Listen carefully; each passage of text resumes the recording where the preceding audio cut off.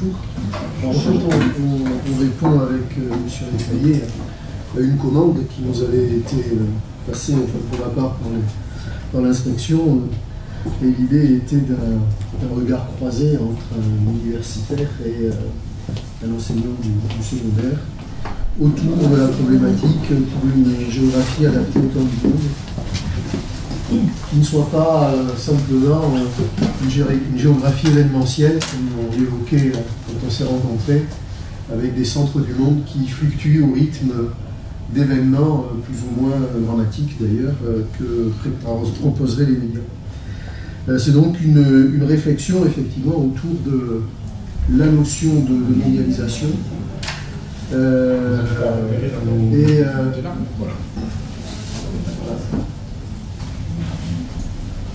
mais également autour du langage géographique que nous employons et des difficultés aussi de ce langage par rapport à des élèves du secondaire sur des notions qui, pour eux, sont des concepts dont ils n'ont pas réellement encore tiré la pleine conscience.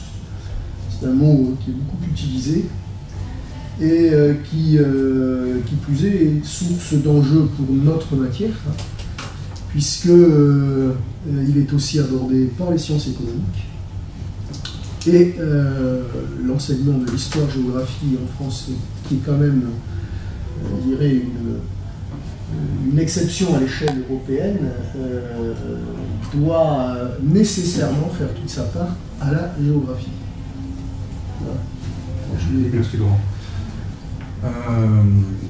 Nous nous sommes dit, en nous rencontrant la semaine dernière pour se mettre d'accord sur la conduite de cet atelier, que peut-être nous n'utiliserions pas ce qui est affiché à l'écran. Bon, je le mets quand même, mais on utilisera ce que j'appelle l'outil tout à fait en fin de séance, si vous voulez bien, pour récapituler ce que peut-être nous allons nous dire. Le choix de ne pas faire défiler un diaporama complet sur la mondialisation, c'est un, que c'est impossible, l'exhaustivité impossible. Deux, vous savez, vous connaissez aussi bien que moi, sinon mieux, tous les documents qui circulent, que vous pouvez utiliser, soit à travers le manuel, soit à travers vos propres documentations portées aux élèves. Il m'a semblé assez inutile de vous rapporter les mêmes choses, puisque vous les prêtez en revanche. Nous nous sommes dit que peut-être une discussion sur quelques mots qui font concept serait utile, désinhibante, lorsqu'il faut parler de mondialisation, alors en classe de géographie, alors que tout le monde en parle, et peut-être à tort et à travers. Donc, le résultat de cette première petite discussion, c'est que plutôt que de parler de mondialisation, qui est un processus de très longue durée, qui ne démarre pas en 1990, il ne faut pas exagérer, mais qui démarre avec l'humanisation de la planète, plutôt que de parler de mondialisation, peut-être pourrions-nous attaquer la question autrement, et à travers un mot que j'utilise toujours d'emblée lorsqu'on me commande la mondialisation, je dis oui, puis ensuite je parle de mondialité. Mondialité. Alors, ça avait un peu surpris Laurent. Oui, tout simplement parce que c'est un concept qu'on n'utilise absolument pas dans le secondaire, où on reste sur le processus de mondialisation en l'expliquant, je dirais, de manière d'ailleurs peu géographique, parce que de toute façon, ce n'est pas un concept du tout géographique. C'est la traduction d'un mot, le mot de globalisation, qui est un processus purement, je dirais, économique et également un processus idéologique. Et dans les manuels de géographie qu'on a pu manipuler, je ne parle pas des derniers manuels sur les derniers programmes, mais ceux qui étaient juste les programmes précédents. La définition qui était donnée de la notion de mondialisation n'avait en fait absolument rien de géographique.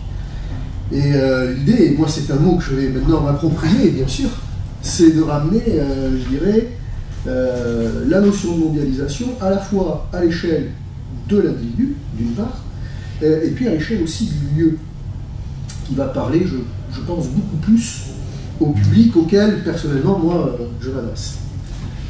Ouais. Mondialité, malgré tout, est un mot peu utilisé. y compris parmi les géographes qui traitent du monde, de la mondialisation. Je crois que nous sommes deux à l'utiliser très régulièrement et systématiquement pour réorienter la réflexion, c'est Jacques Lévy et moi-même. Mondialisation fait quand même plus recette, sans doute parce qu'il s'agit d'un processus. Mais quel objet ce processus produit-il? Le monde. Et quel caractère allons-nous trouver à cet objet monde, géographiquement? C'est d'abord sa mondialité. Le monde, on va l'utiliser ou le poser comme échelle 1. Et le processus de mondialisation produisant de la mondialité, donc faisant du monde le monde, c'est la montée à l'échelle 1 comme référence. Le processus de mondialisation, pardon, c'est la montée de l'échelle 1 comme référence. L'échelle 1 étant le monde. Mais Laurent viendrait d'évoquer une autre échelle 1, qui est celle de l'individu.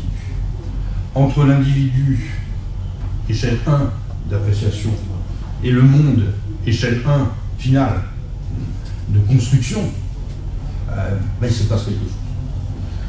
Il s'organise quelque chose, et le processus de mondialisation, c'est l'organisation de cette chose, que nous pouvons peut-être tenter d'observer à travers un objet géographique, celui qui fait d'abord l'unité, géographiquement parlant, qui est le lieu, autre mot utilisé par Laurent à l'instant.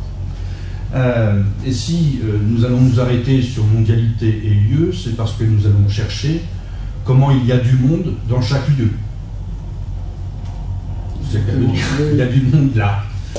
Bon, mais plus ou moins.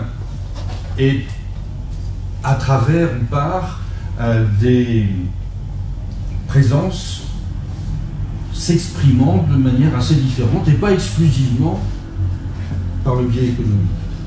Il y a du monde autrement qu'économiquement dans chaque lieu. Alors, mondialité, on va continuer à le définir par touche, en passant par d'autres concepts, d'abord le lieu, et puis peut-être la métropole, et puis peut-être en passant, allons-nous écorcher, égratigner, pourquoi pas complètement casser, quelques géographismes. Alors j'appelle géographismes des entités géographiques qui sont posées comme des unités d'évidence. Un géographisme, juste pour vous donner la petite piste, le Sud. Le Sud est un géographisme. Et vous savez bien comme moi que ça ne veut rien dire. Mais c'est une commodité. Alors tous les géographismes, par le processus de mondialisation, peuvent être ainsi révisés du fait qu'ils ne sont pas arrêtés dans les circonscriptions et les étendues et les significations qu'on leur donne. Tout ça, ça fait un vaste programme qui devrait déboucher à la fin d'1 heure et quart par la déconstruction-reconstruction de toute notre discipline, si je me voulais. Non, en tout cas de quelques-uns de ses appuis. J'appelle cette réflexion une tentative de décolonisation de la géographie, autrement dit une tentative de retrait des quelques géographismes qu'on nous impose, qui sont des passages obligés des programmes. Parmi ceux-là, on pourra en signaler un, c'est l'État. Alors, moi je voudrais rebondir juste sur la notion de préservation, plutôt de déconstruction-reconstruction. Moi je parlerai presque maintenant de préservation de cette discipline, puisque c'est très sensible pour nous dans le secondaire. La géographie est effectivement menacée en tant que discipline, et qu'il y a un certain nombre de courants qui pensent recentrer nos disciplines essentiellement sur l'enseignement de l'histoire, sachant que 80% des enseignants du secondaire sont des historiens de formation. Ils ont suivi un cursus en fac d'histoire, c'est mon cas, et je prends toujours énormément de plaisir à faire de la géographie. Et je partage vraiment à 50-50. C'est pour cela, je pense, que cette réflexion est importante, parce qu'elle apporte quand même à notre public des notions qui sont fondamentales. Et partir du lieu, on l'a dans certaines approches de notre programme. Je pense en première sur les territoires de proximité. Alors sur la notion de territoire, c'est vrai qu'on était assez d'accord pour parler d'un flux artistique complet concernant ce mot, mais l'aménagement du territoire de proximité est conçu par rapport à 3 échelles, à l'échelle, je dirais, locale, à l'échelle nationale et de l'État, qui reste un acteur fondamental de la géographie, et à l'échelle internationale. Voilà. Qui me paraît vraiment important, ce qui permet aussi d'ancrer vraiment cette discipline dans le présent par rapport au public auquel nous nous adressons, qui eux sont dans un présentisme complet. C'est-à-dire qu'il est clair que le reste est un petit peu dans les mêmes. Mais cela dit, présentisme, peut-être nos élèves sont-ils dans le présent et dans le présent permanent, nous aussi, mais le monde aussi. Et c'est la raison pour laquelle je proposais ce titre, pour une géographie adaptée au temps du monde, étant entendu que le temps du monde c'est le présent. Un présent qui est hypertrophié. Autre chose, malgré tout à l'heure j'allais un petit peu vite en disant l'État est un géographiste aussi, mais heureusement Laurent a modéré, c'est son rôle d'ailleurs aussi. C'est un acteur, et un acteur fondamental, bien sûr, un acteur un petit peu tiraillé par les processus qui rabotent, mais un acteur quand même, et un acteur géographe. L'État est géographe. Il produit. Inventer l'État, c'est quand même produire de l'espace et surtout produire une fameuse limite qu'on appelle frontière, et qui devient quelque chose à aussi observer de près dans son évolution. Ce n'est jamais évidemment cette ligne aussi propre que de tracer sur la carte. Mais qui est, alors là aussi, qui fait partie des éléments qu'on doit aborder en face de nos élèves, parce que je dirais une idée commune est de dire que la mondialisation a franchi plutôt à petit à petit ramoter le rôle de l'État, qui serait en fait maintenant qu'un décideur presque de second rang. Or, on s'aperçoit que dans la période chronologique dans laquelle s'inscrit ce processus, il n'y a jamais eu autant de frontières qui ont été créées. Et les frontières sont le fruit d'acteurs étatiques. Lorsqu'on parle d'organisations internationales, je pense en particulier à l'OMC, ce sont des organisations étatiques. Et ça, c'est un souci, je crois, qu'on doit avoir face à nos jeunes élèves. Moi, je parle de classes de lycée, de bien leur faire comprendre que l'État reste omniprésent dans, je dirais, l'organisation géographique de la planète. Dans sa représentation. Et dans sa représentation également, parce que cette carte leur parle. La carte des États, la représentation étant productive, y compris pour les autres acteurs. L'État reste tout de même quelque chose qui, méthodologiquement, est encore incontournable. Pour meilleure preuve, toutes les statistiques que nous pouvons réunir sont d'abord établies et élaborées dans ce cadre-là. Juste en passant, une petite expression qui est due à Ulrich Beck, parlant à ce propos que je viens d'évoquer, de nationalisme méthodologique. Vous connaissez l'individualisme méthodologique qui explique les liens sociaux par les agrégations d'individus se produisant spontanément, versus le holisme méthodologique qui considère qu'il existe des structures d'abord qui s'imposent, et les individus deviennent des agents non que des acteurs, et vont se poser pour jouer leur rôle là où les structures leur imposent une place. Nationalisme méthodologique pourrait constituer une sorte de cadre intermédiaire, l'État est qu'un individu. Ça, c'est un concept de science politique, hein, l'État comme individu égal, sur le même plan, posé sur le même plan que d'autres individus qui sont les États, qui négocient et qui produisent de l'ordre international. Bon, passons sur cette parenthèse, mais l'État-individu, c'est quand même l'expression d'une forme de holisme qui ramène tous les individus, compris à l'intérieur des frontières, pas seulement les individus, mais toutes les activités, tout ce qui se passe là, à une unité incontestable. Or, cette unité incontestable, évidemment, qu'il faut négocier dans la vraie vie, mais qu'il nous faut, nous, regarder un petit peu en biais pour voir comment il s'agit d'abord d'une représentation, comment l'État est une fiction, comment la société est une fiction, tout ça un petit peu lancé vite, mais quand même le tout fondé sur le contrat social qui est une fiction. Si l'on reprend l'affaire à l'envers, plutôt que de poser l'évidence de l'État comme lieu dans le monde et comme lieu un peu malmené, pour aller vers son contenu, si on reprend à l'envers, le geste premier ou l'acte premier, c'est le contrat social. Alors ça, c'est une fiction. À partir du moment où les relations sociales sont fondées sur une fiction, on peut dire que tout ce qui se construit à l'aval de la fiction reste de la fiction. Mais de la fiction qui se réalise. Ça, c'est un petit peu mystérieux. Ça fera l'objet l'année prochaine, peut-être, de notre atelier, on pourrait jouer à ça. Mais en tout cas, peut-être nous resterons en contact. Quelques textes sont publiés ou en cours de publication sur ces affaires-là, que j'évoque trop rapidement ici. Mais tout ça tourne autour de l'unité ou de la fabrication de l'unité. Et l'unité, géographiquement, c'est le lieu. Je pense qu'il faut se poser là. Nous ne pouvons parler de mondialisation ou de mondialité qu'à la condition de s'entendre sur ce qu'est le lieu comme unité géographique. Disons l'unité la plus petite, et j'hésite à dire ça. Parce que certaines unités, comme l'État, peuvent être vastes. Mais l'État est un lieu. Le monde est un lieu. Le monde, c'est le lieu du monde. Où la Terre est son site. De la même manière que cette salle est notre site. Il n'y a lieu qu'à la condition que nous nous réunissions. Quand nous allons partir dans une heure, le site reste, mais le lieu se défait pour se reconstituer ailleurs de manière différente avec d'autres. Vous voyez, je suis en train d'introduire du nouveau. La mondialité, c'est du mouvement. Le monde devient monde avec un M majuscule parce qu'il est rempli de mouvements. J'ai l'impression qu'on est en train de tourner à la conférence là. Je vais bientôt stopper les propos liminaires pour que vous réagissiez en relation avec les programmes, en relation avec votre public.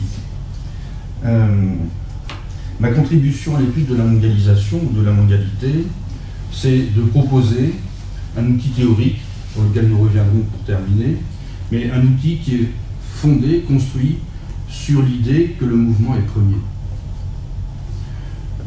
Ce qui va à l'encontre des traditions géographiques qui prennent la Terre, surface fixe, posée là, comme référence.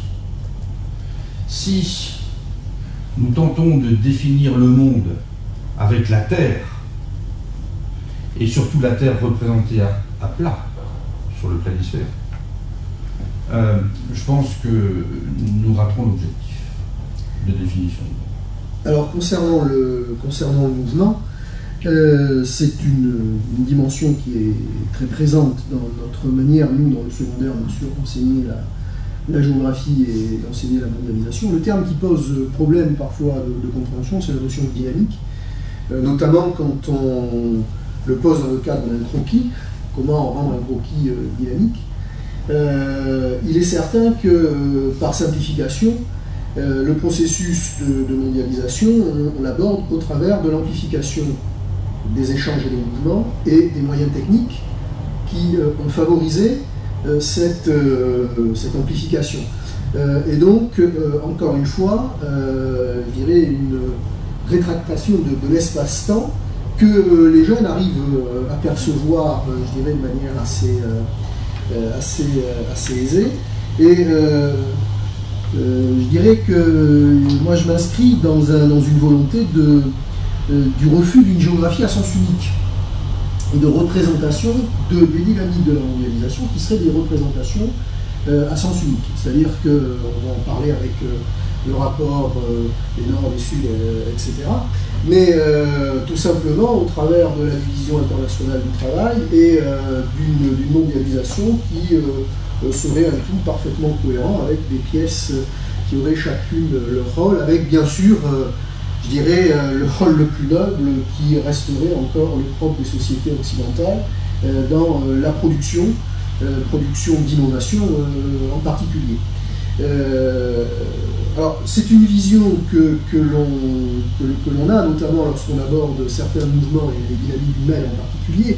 Et là, on est souvent, nous, mis sous le feu de l'actualité. Il suffit, et c'est un drame, bien sûr, qu'un navire s'échoue du coup au large de Lampedusa pour qu'immédiatement on ait un flot de questions qui nous reviennent, mais qui sont toujours en fait une vision d'une géographie à sens unique. Et c'est pour ça que moi, personnellement, j'introduis dans le travail de réflexion sur la mondialisation, la notion d'innovation frugale en particulier, montrer comment, en fait, la mondialisation est beaucoup plus complexe et que l'innovation n'est pas, je dirais, la panacée ou réservée aux pays développés, et qu'on a de multiples exemples de firmes même internationales. Je pense en particulier à Nokia, qui a beaucoup travaillé là-dessus, qui a implanté notamment en Inde des centres de recherche, non pas pour profiter des coûts économiques et des qualifications des ingénieurs indiens, mais aussi pour concevoir des produits qui à l'origine étaient, je dirais, des produits qui seraient parfaitement adaptés à une société qui est en phase d'émergence, mais on va déconstruire ça aussi, on va casser ce mot, jusqu'au moment où, je dirais, stratégiquement, Nokia se rend compte mais que ces innovations frugales peuvent aussi répondre à l'utilisation d'un téléphone mobile dans les pays développés. Donc les circuits sont beaucoup plus complexes, que les interdépendances sont de réelles interdépendances, et que la mondialité donne, je dirais, débouche sur cette notion d'altérité et de gestion aussi de la différence. Et ça, c'est quelque chose qui, je dirais, parle plus dans une géographie qui, effectivement, et ça c'est le plus de la mondialisation, qui a apporté cette dimension de dynamique. Oui. Il va falloir rapprocher mondialité, mobilité et lieu, en passant par cette idée que vient d'évoquer Laurent. Le processus de mondialisation est d'autant plus accentué qu'il y a de la différence. La différence, c'est le combustible de la mondialisation. Or, comment repérer la différence et la contribution de chaque lieu à la totalité, sinon par sa mondialité et son inscription dans ces échanges multiples, y compris à courant très faible, qui pourraient laisser croire que certains lieux du monde sont en dehors du monde. Non, toujours quelque chose. Toujours il se passe quelque chose là, et quand je dis passe, ça passe, qui enregistre l'écho de ce qui se passe ailleurs, et ailleurs c'est nous. Il faut donc mettre lieu et mobilité ensemble, et je vais tenter de faire un petit point, une petite pause sur le concept de lieu, qui n'est pas, contrairement à ce qu'on pourrait croire, aussi travaillé que ça. Le concept de lieu, bon, un lieu c'est un lieu, tout le monde sait ce que c'est. Il n'y a pas de problème. Sauf au moment où, et on pourrait y jouer, on pose la question, mais qu'est-ce qu'un lieu? C'est pas si facile. Pas si facile. Alors, vous allez dire un objet géographique de petite dimension. Et les élèves admettront la petite dimension locale. La dimension locale. Mais même, donc, on va dégager la question du côté de l'échelle. Dans l'échelle des objets géographiques, le lieu, c'est le niveau le plus inférieur. Mais quand on dit échelle locale, pardon, désignons-nous l'échelle locale qui nous concerne dans cet instant présent, autrement dit, nous réunis dans la salle, ou désignons-nous un objet géographique qui fait contestation à Bordeaux, la place Saint-Christolique qui est juste au pied de nous, dont le réaménagement pose problème. Et c'est une mobilisation locale, des associations locales, des habitants qui entourent la place, ou qui viennent déjeuner au pied ici. Ça, c'est de l'association locale. On est bien dans un lieu. Mais on a changé d'échelle. On est toujours dans le local, mais c'est plus la salle, c'est la place. Et puis, est-ce que ce ne serait pas le quartier tout entier, et puis Bordeaux tout entier, et puis l'Aquitaine, ce qui fait l'unité? Et on revient toujours à cette question. Qu'est-ce qui fait l'unité? Qu'est-ce qui fait l'unité? C'est le rassemblement,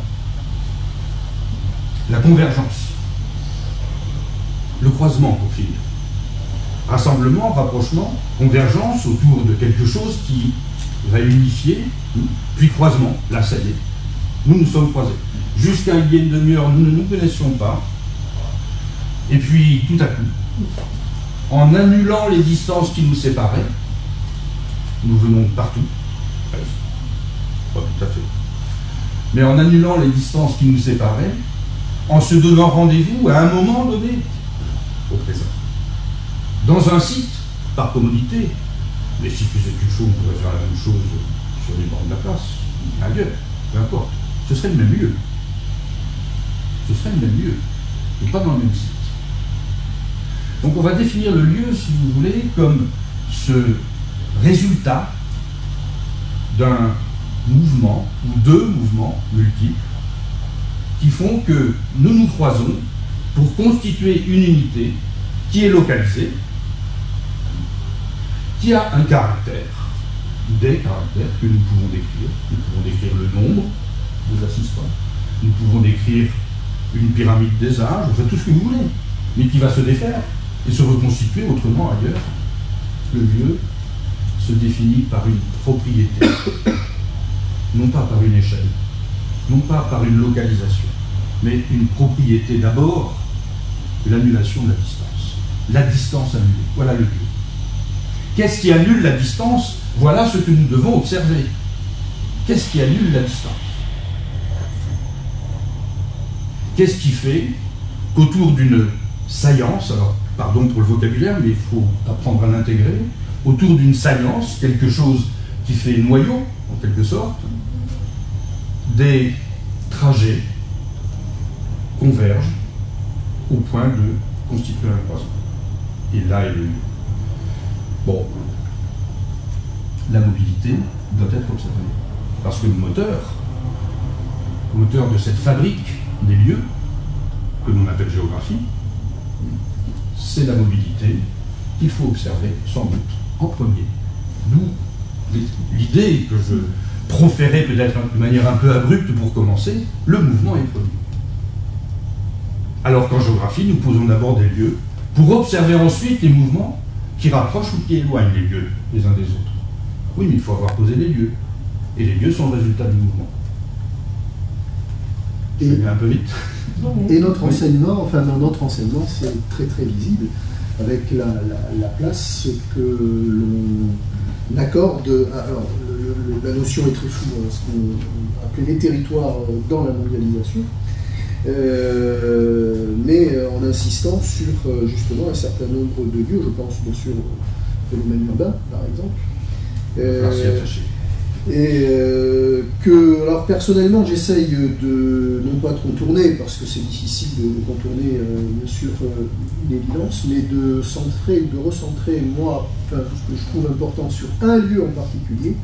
Et dans ces modèles urbains, j'attache beaucoup d'importance aux aéroports. Puisque là... non-lieu, disait l'autre. Mais sur cette...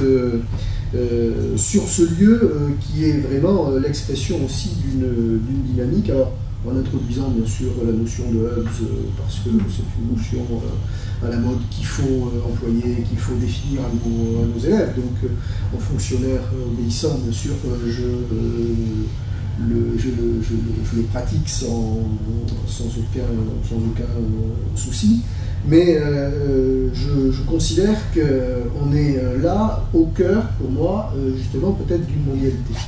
Et qui peut, en plus, je dirais, avoir un certain nombre de représentations et un certain nombre de niveaux d'analyse. Je pensais en particulier aux cartographies que Eric Rekasevich avait produites dans le monde diplomatique concernant, je ne sais plus si c'est l'aéroport de Bergen, et l'organisation et la réorganisation spatiale d'ailleurs de l'aéroport, de cet aéroport norvégien, dans une vision qui est une vision strictement commerciale. Parce qu'à l'heure actuelle, on peut rentrer dans un aéroport en pensant qu'on est tout simplement dans un immense mall commercial, mais absolument pas dans un aéroport. Donc la confusion aussi des lieux peut être assez frappante. Oui, je crois que, bon, malheureusement, il n'est pas resté longtemps à l'affiche, mais le film Gare du Nord est assez intéressant à ce titre-là. Gare du Nord était un archétype du non-lieu, expression titre de Marc Auger, et voilà qu'à travers ce film, on voit bien que c'est un lieu, que tout peut se passer là. On se croise, pas seulement le commerce, mais c'est vrai que c'est un vaste centre commercial, et les gares, la gare Saint-Lazare que je pratique régulièrement, parce que je suis rouennais, bien que je travaille à Bordeaux, la gare Saint-Lazare est devenue un centre commercial. Accessoirement, on y va prendre le train, mais et ainsi de suite. Bon, la gare Saint-Jean est en train de le devenir. Vous voyez, il y a l'aménagement du sous-sol. Oui, tout à fait. Bon, donc c'est ce qu'on considérait comme des non-lieux, donc pur carrefour fonctionnel, deviennent des lieux, en opposition à l'ancienne définition qui supposait un ancrage. Et le lieu était ancré dans son site, les identités se prenaient là, mais à la condition de ne pas bouger. Nous savons bien que dire habitant, ça engage quand même une forme d'enracinement qui ne suffirait pas même à notre survie. Nous passons notre temps à bouger, quand même. Même si par habitude, les quelques lieux que nous produisons au quotidien sont assez peu nombreux, il n'empêche que, d'abord, ils sont plus qu'un. En général, sauf exception maintenant, le lieu de travail et le domicile sont disjoints, donc il faut déjà un déplacement. Mais quelques autres aussi, si on y intègre les 5 courses, et puis encore les loisirs, et puis encore les vacances, et puis enfin... et nous passons notre temps en mobilité à produire ou reproduire du lieu socialement en croisant à dessein quelques autres trajets de nos semblables et en nous regroupant, en nous retrouvant, tiens, je suis en train de tomber dans l'individualisme méthodologique, mais en retrouvant des semblables que nous ne connaissons pas, comme par hasard, au même endroit, qui devient un lieu, justement, parce qu'on s'y réunit. Si personne n'allait au cinéma, il n'y aurait plus de cinéma. Or, il se trouve que tous les mercredis soirs, des gens s'agrègent devant les guichets d'un même cinéma pour aller voir le même film venant de sortir. Ces gens-là ne se connaissent pas, mais ils font lieu, ils font que dans ce site, par commodité, c'est plus facile d'aller au cinéma plutôt qu'à la piscine. Hein, on s'en fout, ça va à la piscine pour voir un film. Mais certaines piscines sont devenues des musées. Tiens, un même site peut changer de destination, c'est autre chose. Enfin, vous voyez, ça... On peut jouer beaucoup avec mobilité. Oui, si. Ou alors après, avec ce Rouennais.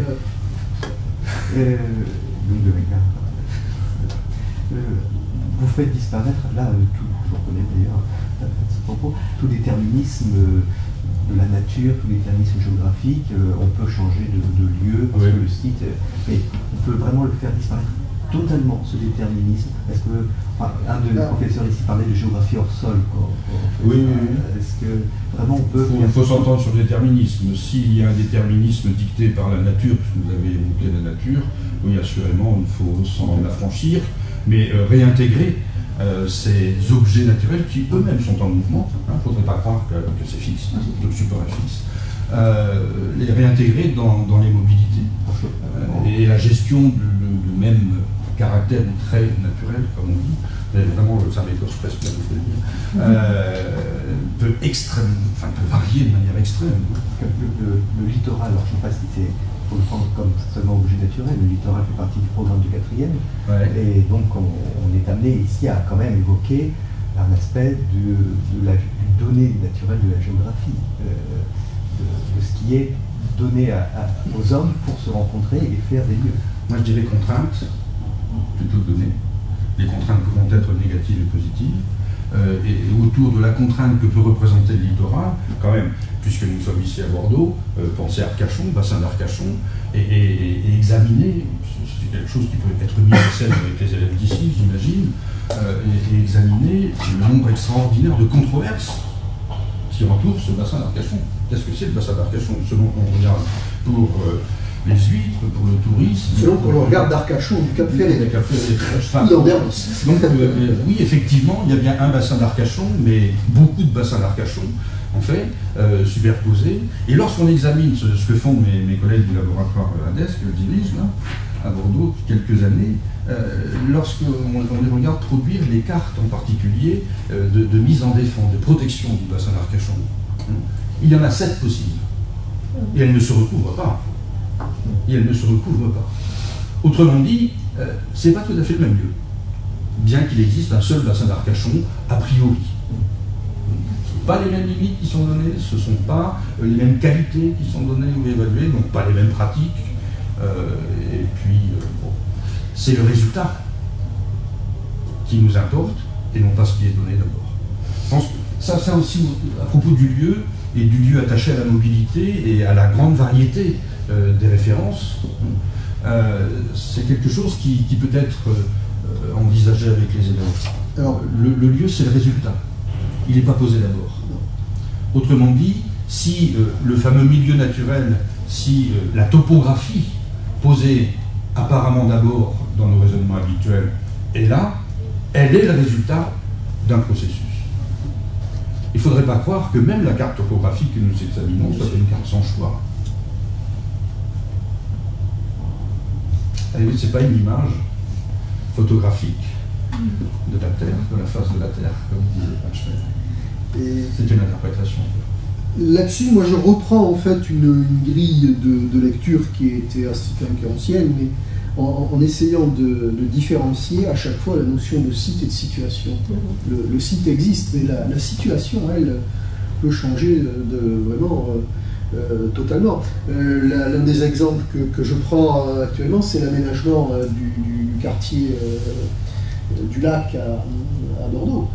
Le site est ce qu'il est, et la situation de site est en train de changer complètement, puisque on va avoir vraiment là un lieu qui va être avec une très forte empreinte de la mondialité par les aménagements qui sont produits, par déjà le centre des congrès, par la zone commerciale avec un certain nombre de grandes multinationales comme Ikea qui sont implantées, par le stade également qui va lui aussi entrer dans ce processus.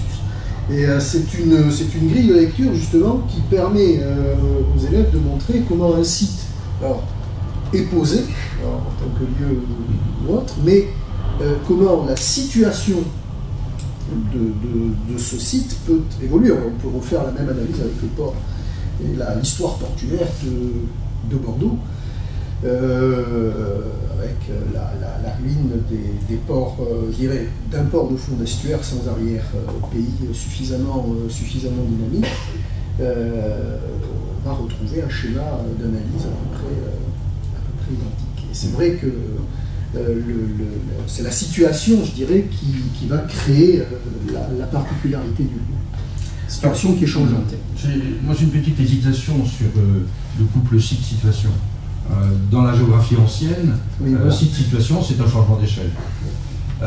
Et là, ce que tu viens de dire, c'est pas exactement un changement d'échelle, c'est un changement de position. De position, voilà. Donc dans les courants qui pourraient animer ou faire naître, paraître un lieu. Lorsque vous parlez d'aménagement du territoire et d'opérations d'envergure comme celle-là, il s'agit bien justement de fixer en site de quoi attirer le mouvement. Donc de quoi faire du lieu.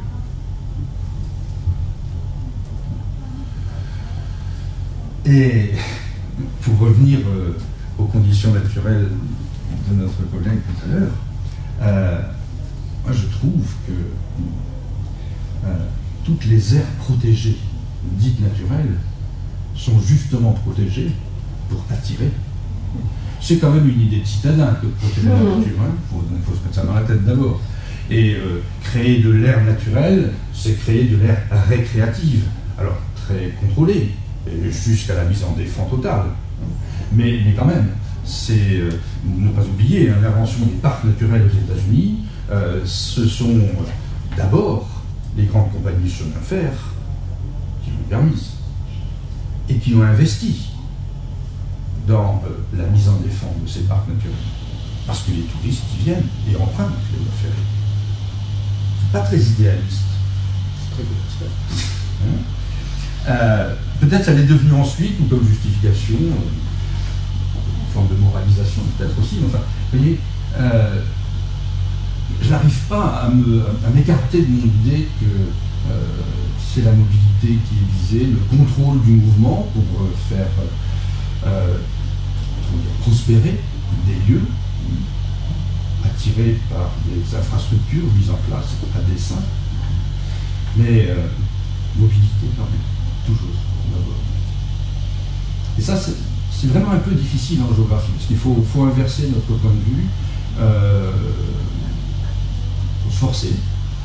Nous avons l'habitude justement de travailler sur des choses qui sont données, qui sont là, qui sont déjà là, qui sont toujours déjà là et pour toujours là. Eh bien non.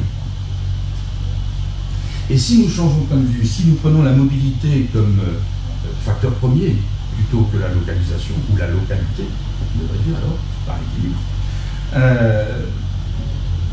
du coup, le processus de mondialisation n'est plus ce processus de crise que sous-entend le mot même. On peut faire un petit détour, et on abordera le troisième point juste après, mais moi je suis assez frappé par l'oubli de la mondialité, le fait qu'il y ait du monde partout, là.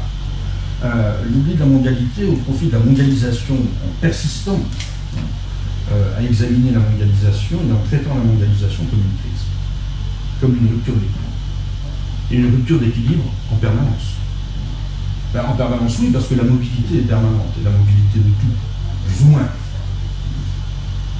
Donc si nous savons prendre le processus de mondialisation à partir de la mobilité productrice de lieux, du coup, les lieux sont construits, la mobilité est constructive de lieux plutôt que destructrice, et des lieux se produisent sans cesse, et de plus en plus, au fur et à mesure que le mouvement s'accélère.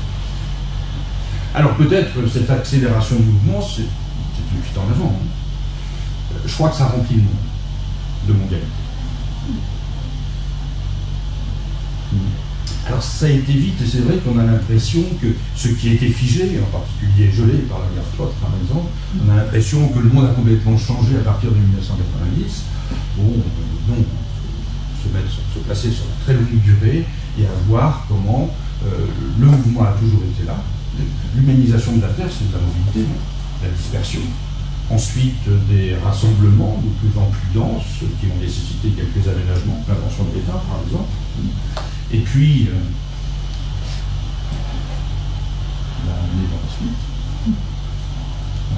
Après cette période de l'État classique qui va en Europe, qui va du XVIIe siècle à maintenant, la mobilité réapparaît par-dessus, alors qu'elle avait semblé stabilisée, alors qu'il avait semblé que le mouvement était contrôlé. Ça, c'est une incise, c'est pas pour aujourd'hui, pour une autre fois, mais le contrôle du mouvement, c'est le siège du pouvoir. Celui qui contrôle le mouvement a le pouvoir. Et l'État tente bien de contrôler le mouvement, de le canaliser, de l'enfermer ou de le contrôler aux frontières.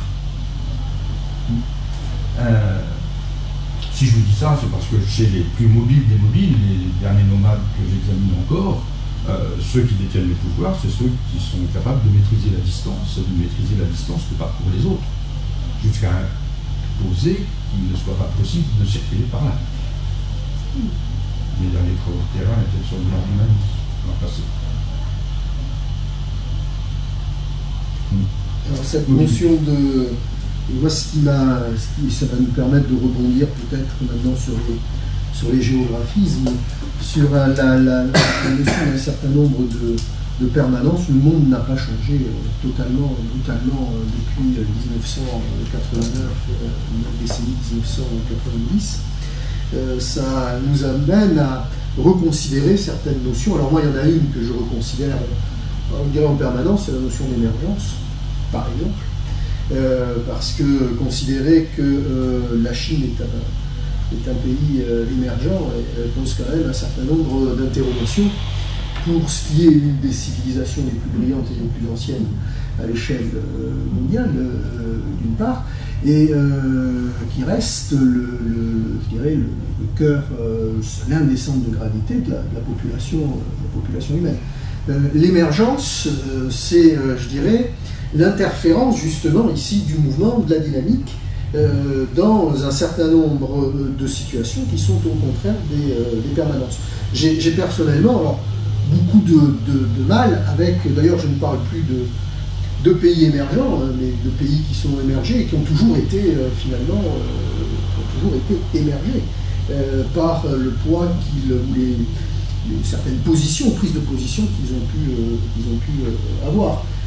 Comment est-ce qu'on peut qualifier la Russie pays émergent? Voilà.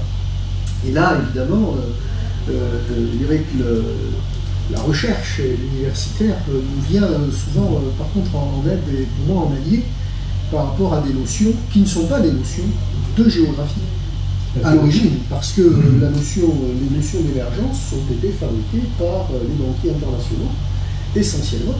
Et ce sont donc des concepts qui sont des concepts financiers, avec des productions cartographiques qui peuvent être intéressantes pour montrer notre vision justement du monde aux élèves. D'ailleurs, je voyais ce matin très tôt que Le Monde publiait la carte des écoutes de la NSA sur les différentes révélations de Snowden. C'était assez marrant, mais il y avait juste quelque chose qui me gênait, tout en vert. Donc le vert il a toujours une connotation plutôt positive. Oui, c'est voilà. Alors est-ce que c'était pour des modules... Après, j'ai pas eu le temps de l'explorer totalement. Moi, je modère. Je suis très optimiste pour qu'on sente la recherche porte un regard critique sur ces fameux géographismes qui sortent de partout. Je trouve, moi comme normalement animateur de recherche, que bien souvent elle s'y engouffre dans ces géographismes. Parce que c'est ça qu'il faut expliquer.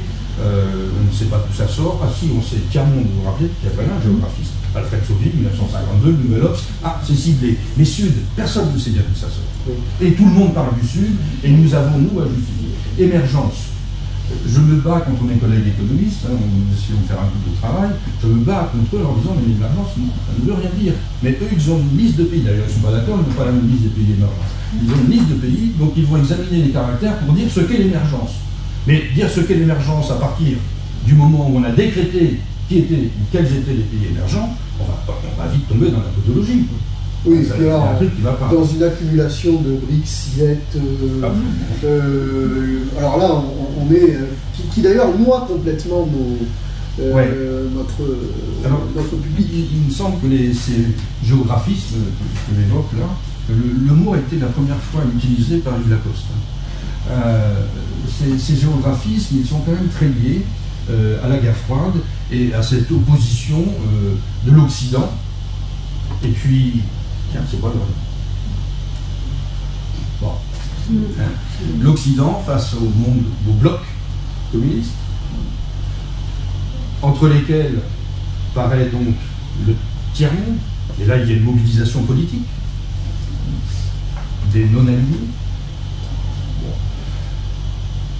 qui vont se disperser, que nous allons reprendre comme l'ensemble des pays sous-développés.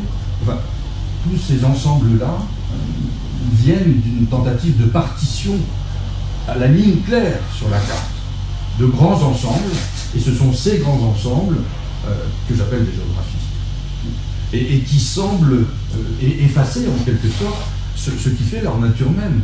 Comment sont-ils désignés et par qui sont-ils désignés? Y a-t-il homogénéité? Non, bien sûr, ce qu'on appelle l'Occident, vous vous rendez compte. Bon. Et alors, à plus forte raison, ce qu'on appelle Sud maintenant. Quelques modérateurs ont pensé que la solution était trouvée en mettant un Est à Sud, à la fin. Non, ça ne plus dire quoi que ce soit.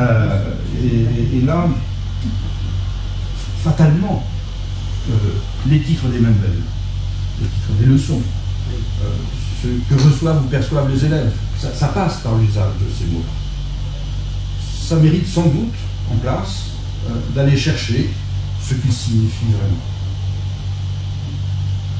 Et mis au regard de la mobilité et de ce que sont les lieux là où ils se produisent, ces grands ensembles deviennent vraiment de purs artefacts. Et pour certains, des artefacts qui peuvent être poussés jusqu'au slogan, jusqu'à l'usage sous la forme de slogan. Or, un slogan, c'est mobilisateur. Et il peut se produire contre toute attente, mais comme avec l'État et le contrat social, il peut se produire que ces géographismes prennent de la signification par mobilisation, plus ou moins réussie. Alors, on ne va pas y passer un couplet, mais Huntington, la carte qu'il n'a jamais dessinée, c'est là-dedans qu'il est placé. Et quand on dessine la carte de Huntington, ce que j'ai tenté de faire à 3 reprises, à 3 moments différents, dont dès 1992, à partir de l'article qui a donné ensuite le livre, on se rend compte alors qu'il n'y a là qu'une production de géographisme par-dessus d'autres.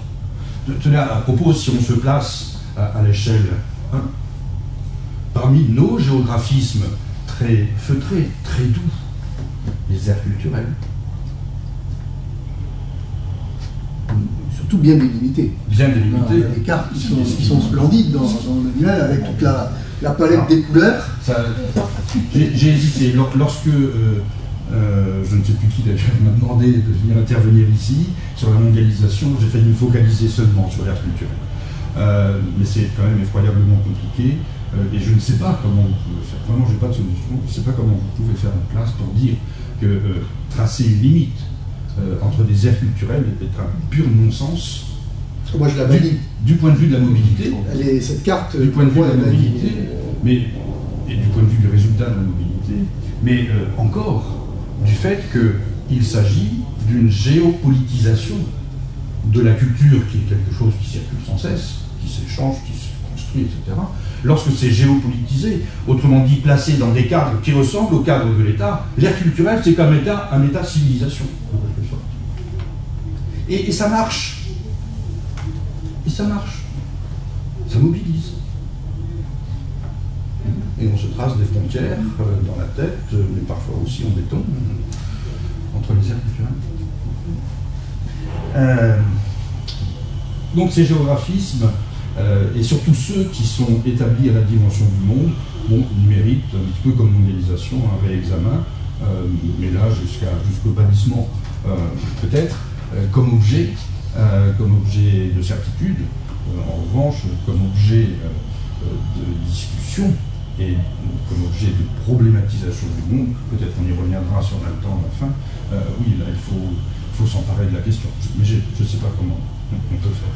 Sinon, peut-être, c'est un point qu'on avait décidé d'aborder, pour combattre ces géographismes, et en particulier celui de l'ère culturelle, sinon en passant par ce type de lieu, ou cet archétype de lieu mondialisé qui est la métropole.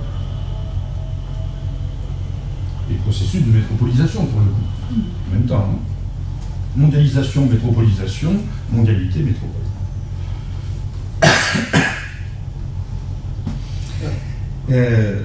Je te lance tout de suite. Métropole, pour commencer, je crois qu'il faut se dire que c'est de la ville, quels qu'en soient les amis. Y compris dans les plus grandes périphéries métropolisées, c'est de la ville. Alors ça pose, comme pour le lieu, la question, mais qu'est-ce que c'est la ville? Qu'est-ce que c'est que la ville? Métropolisation, ça a quand même une bonne part dans le programme. Oui, alors la métropolisation, quand on regarde le programme du secondaire, elle est bien évidemment omniprésente, mais je dirais parfois de manière très extrêmement réductrice. Là où elle m'apparaît, c'est peut-être aussi un petit peu logique dans la construction comme étant la plus cohérente, c'est lorsqu'on l'aborde notamment en classe de terminale, et sur, je dirais, un élément qui m'avait toujours interpellé, c'était l'indice de verticalité justement des villes, et je dirais que ce qui va identifier le plus simplement pour nos publics la ville, la métropole à l'échelle mondiale, c'est cet indice de verticalité. Et on assiste à l'heure actuelle à une course à la verticalité. C'est toujours en fait toujours plus haut, et pas nécessairement et uniquement pour des questions de pression foncière, hein, que ce soit au Qatar ou à Dubaï, c'est pas la pression foncière nécessairement qui est à l'origine de cette course à la verticalité, qui rejoint d'ailleurs le lieu, parce que la verticalité elle va concentrer encore une fois le processus dans un lieu bien défini.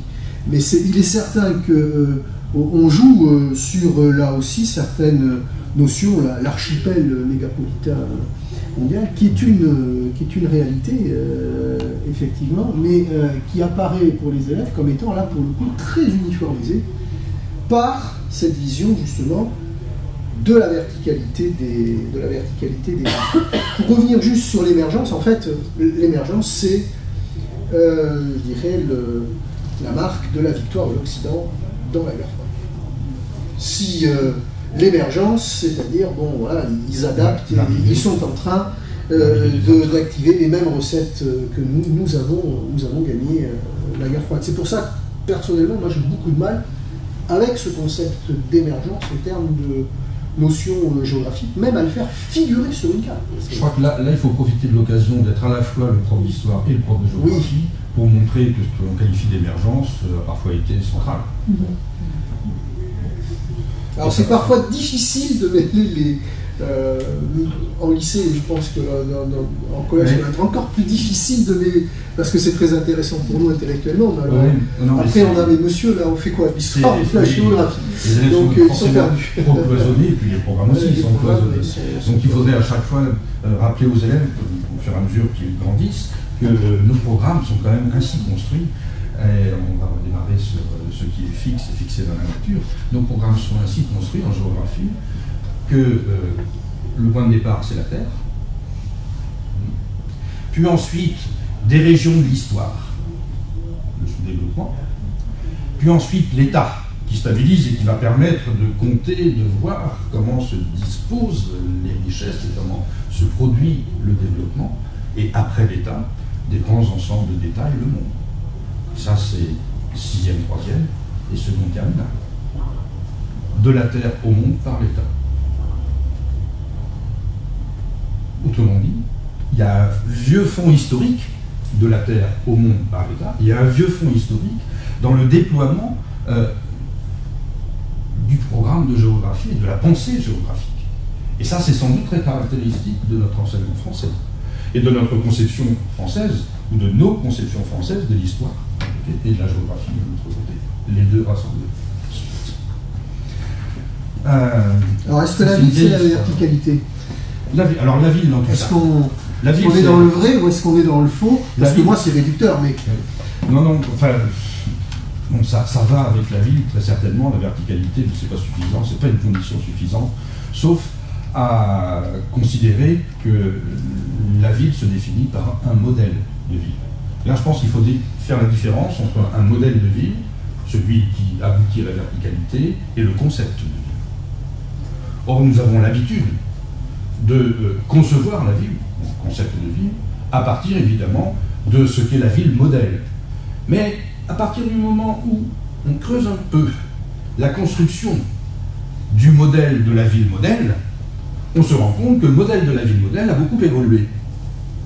Que le modèle de la ville modèle, c'est une strate antique, la cité, c'est une strate médiévale, encore la cité, mais différente, qui commence à s'opposer à la campagne par son clivage, avec une strate que je dirais royale, c'est la ville capitale royale et sa monumentalité, avec une strate industrielle, la ville, elle ne peut être qu'industrielle, une ville qui n'est pas industrielle, c'est pas une vraie ville, ou bien alors c'est une ville qui est dépassée. Puis avec une strate, au moment de la verticalisation justement, fonction de commandement, centralité. Ça fait quand même beaucoup d'éléments constitutifs successivement de ce qui fait le cœur de la définition de ville. Et ça, en suivant une histoire d'un certain type de ville, la nôtre, en Occident. Ça voudrait dire qu'il n'y a pas de ville ailleurs. Ah si, les Chinois, oui. Bon. Mais à part ça. Bon. C'est problématique de ne pas qualifier de ville, ou bien de qualifier de sous-ville les villes d'ailleurs. Donc je suis un peu gêné, là je suis en train d'emprunter et les titres et les idées, qui ne sont pas de moi, mais d'une géographe qui est très proche de moi. Les villes d'ailleurs, c'est le titre d'un article célèbre, ou bien L'oubli des villes de l'Inde, c'est le titre d'un livre qu'elle a écrit, montrant comment les villes d'ailleurs n'étaient pas considérées comme des villes, sauf lorsqu'elles en venaient à limiter morphologiquement les villes d'ici. Mais le contenu. Alors le contenu, je pense que pour répondre à ta question, qu'est-ce que la ville? Et la ville se réduit-elle à la verticalité? Non, elle ne se réduit pas à la verticalité. Certaines villes sont très étalées, et les villes américaines sont à la fois verticales et étalées, finalement. Bon, c'est vrai que les villes d'Afrique, par exemple, sont très peu verticalisées et très très étalées, ainsi que les villes d'Inde, d'ailleurs encore. Mais je crois que c'est chez Jacques Lévy, que j'ai déjà nommé tout à l'heure, avec qui j'ai un compagnonnage qui dure on va dire 40 ans. On n'est pas dans les années 30 ans, 40. Jacques, dans un livre qui s'appelle L'espace légitime, qui date un peu, 1994, reprend à la fois l'école de Chicago, mais surtout Henri Lefebvre. Et Henri Lefebvre, dans ses deux livres, à la fin des années 60, je vais dire des bêtises, 68 et 70 peut-être, Le droit à la ville et la révolution urbaine, définit la ville, alors pour rigoler d'abord en disant c'est l'endroit où on se marche sur les pieds, mais pour développer ensuite en disant, et vous allez repérer quelque chose qui renvoie au lieu tout à l'heure, en disant la ville se définit par trois propriétés. Pour qu'il y ait de la ville, il faut de la densité. Pour qu'il y ait de la ville, il faut de la diversité. Et de la diversité dans la proximité que permet la densité. Et c'est sûr que la verticalisation permet d'augmenter la densité. De favoriser les mobilités, donc le croisement de la diversité. Qu'est-ce que la ville? C'est l'archétype du lieu. Si nous voulons revenir au début de notre discussion, entre ville et lieu, l'aller-retour est assez commun. La ville est l'archétype du lieu qui réussit plus ou moins bien dans sa fonction de lieu. Autrement dit, la ville favorise-t-elle les croisements, l'enrichissement par le frottement à la diversité, ou bien la ville se cloisonne-t-elle, se territorialise-t-elle, ou bien la ville ressemble-t-elle à l'État, les quartiers de la ville étant des régions. Et quand on se transporte dans des villes qui sont composées de peuplements d'origine ethnique et régionale très marqués, alors là, la ville devient explosive. Et on peut dire qu'alors, si la ville ne produit pas suffisamment d'urbanité, si la société urbaine ne produit pas suffisamment d'urbanité, elle n'est pas assez de la ville. La réussite de la ville, c'est justement de faire lieu. Et la métropolisation, le processus de métropolisation s'inscrit dans cette réussite urbaine au point où tous les lieux, y compris très éloignés des centres, deviennent de la ville. C'est-à-dire sont accrochés aux mouvements qui permettent le croisement de la plus grande diversité possible, et au plus loin possible.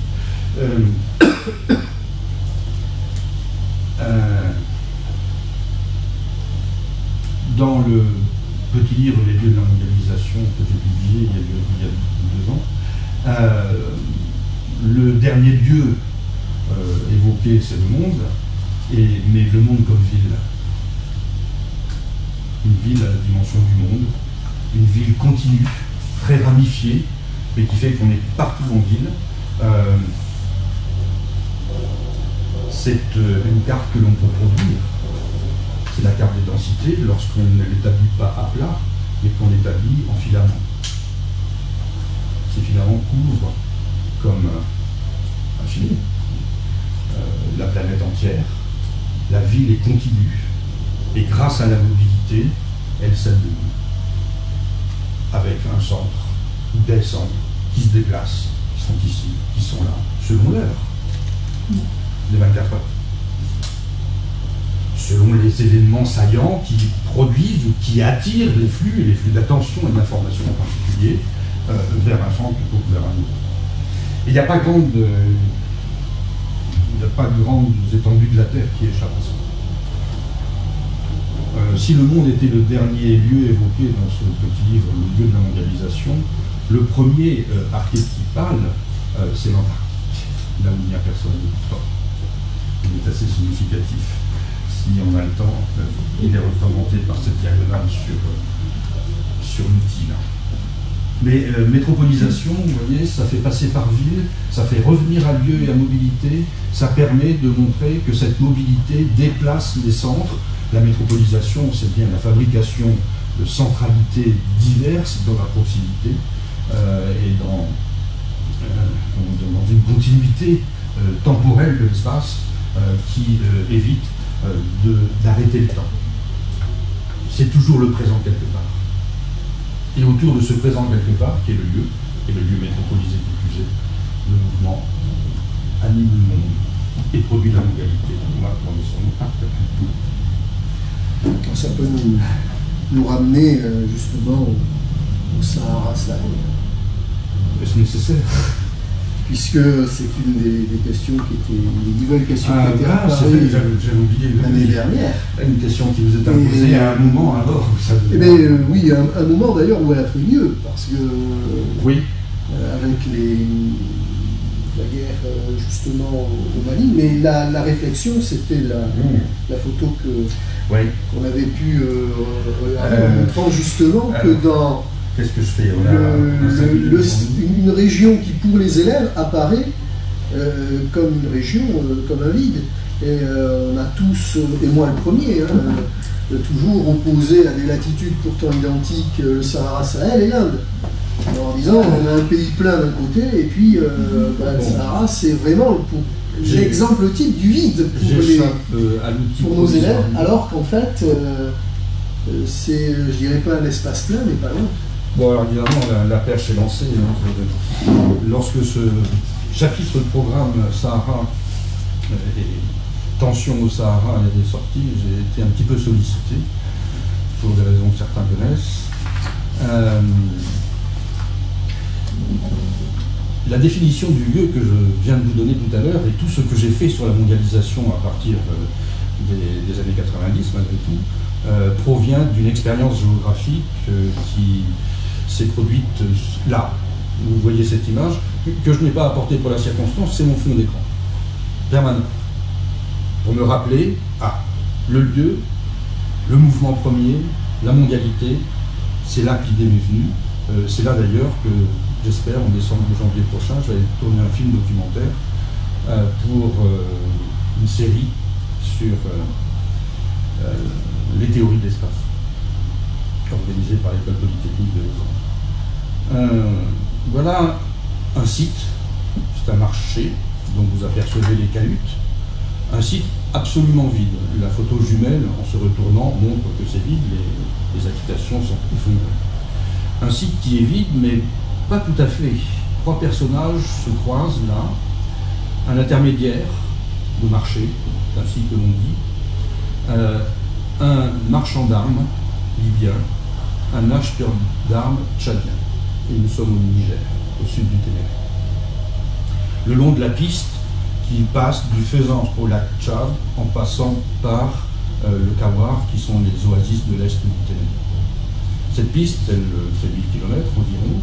Elle est la dernière piste parcourue en ce moment même par le mouvement non contrôlé. C'est pour ça que je vais y retourner. Cet endroit, ce site, s'appelle Boultoum. Et la photo est prise en octobre 1981 pendant la guerre civile.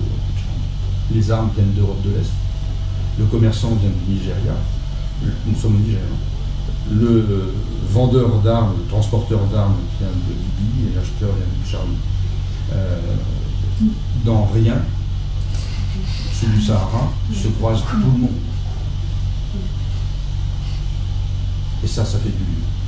Alors c'est mon paradigme du lieu à moi, Odette dont vous parliez tout à l'heure pour paradigme de lieu, une grande ville de l'Inde, mais on est réunis autour de ça, avec cette idée que ce lieu-là, un lieu comme celui-là, ça doit se déplacer. À partir du moment où il est repéré que ça passe par là, évidemment, il faut passer ailleurs. Donc le même lieu se déplace. Et il s'est effectivement déplacé. Alors pour le moment, ce marché vide et complètement mort en 1981 est devenu un marché très prospère, assez peu contrôlé, lié au déplacement d'un autre marché, mais n'était-ce pas le même? Situé 80-90 km plus au sud-ouest, ça s'appelle Pirni-Cazoé, dont la chefferie contrôle la route. Et maintenant, le gros marché régional qui était dans cette petite cité appelée Pirni-Cazoé, Pirni ça veut dire la cité fortifiée, alors de ça, ce gros marché s'est déplacé pour s'installer ici. Donc c'est le même marché qui a changé d'emplacement selon les circonstances, pour des circonstances de rendement et de rentabilité. Il y avait à Boultoum, qui a été en 1918 un poste avancé de la colonisation française dans le Sahara du Sud, il y avait une cinquantaine d'habitants au moment de la colonisation. quand j'y travaillais, j'y ai travaillé de 1976 à 1983, quand j'y travaillais, il y avait entre 0 et 500 habitants, ça dépendait. Maintenant 10 000. Et tout peut disparaître et se produire ailleurs. Et tout le Sahara est comme ça. Alors, on n'a pas le temps, je ne vais pas vous les montrer. Je suis en train de fabriquer à la commande, en répondant à la commande de l'OCDE, un atlas du Sahara Sahel pour montrer comment ça s'est passé, comment ça se passe, comment ça passe, et comment ce qu'on représente comme des vides sur la carte du monde est rempli de mouvements, rempli de passages. Et là, je suis en train d'essayer de concevoir la carte inconsciente, à partir de la carte de la population, habituellement traitée, avec des points de taille proportionnelle selon le nombre d'habitants par circonscription. Je tente, grâce au système d'information géographique, de rapporter cette population aux routes et aux segments qui traversent le Sahara. Ça donne une image toute différente. Et ça, le Sahara est complètement quadrillé. Et c'est un pays de ville. Il ne faut pas l'oublier. Le Sahara est un pays de ville. Comme l'Amazonie, hein. Comme l'Amazonie. Alors, si, je ne sais pas si on revient à l'outil. Où est-il l'outil? Oh là. Non, il est dessous. De plus bas. Non, il faut que je le présente en diaporama. Si je mets les lunettes, ça va nettement mieux.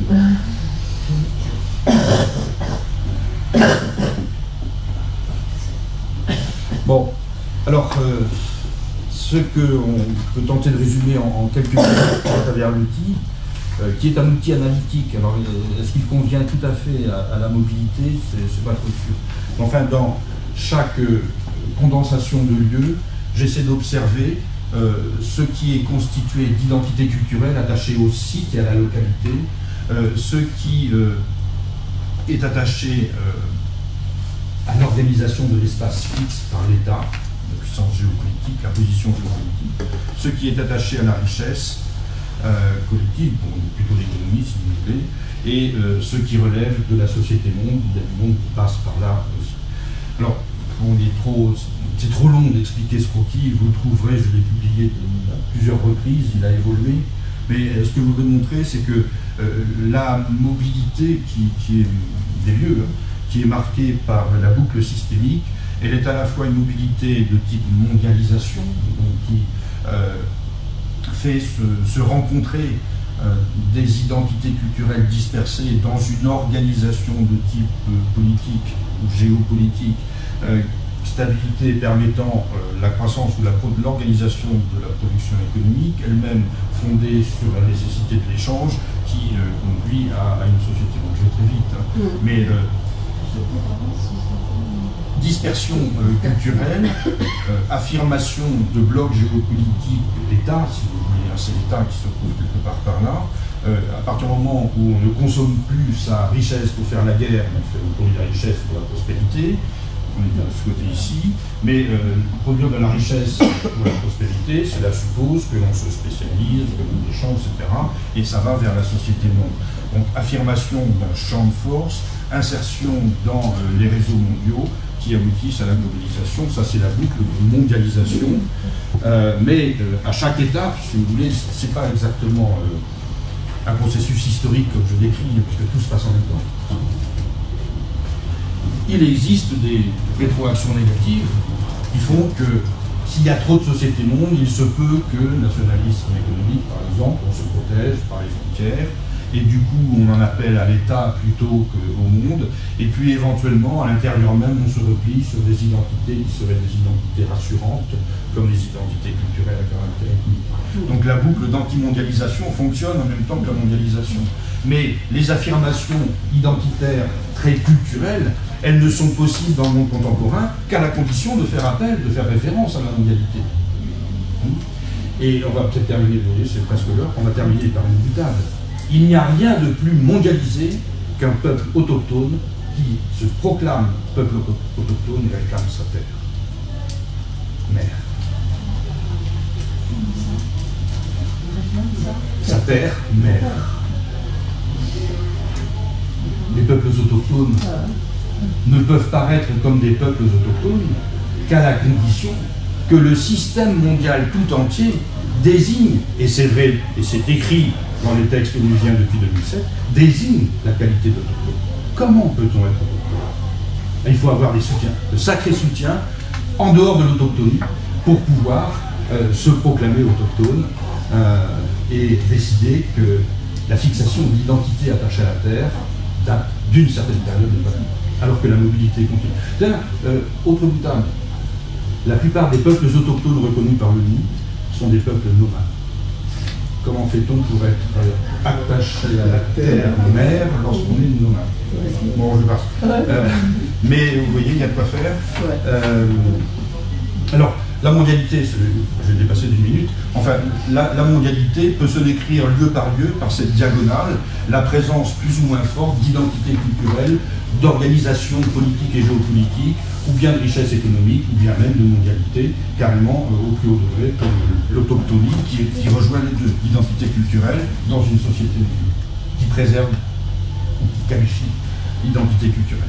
Alors les lieux ont des profils qui sont variés, et ils bougent sans cesse, selon les circonstances. Voilà. Merci. Ah non, non, on est ensemble. Ouais, mais c'est bien. Oui, Merci.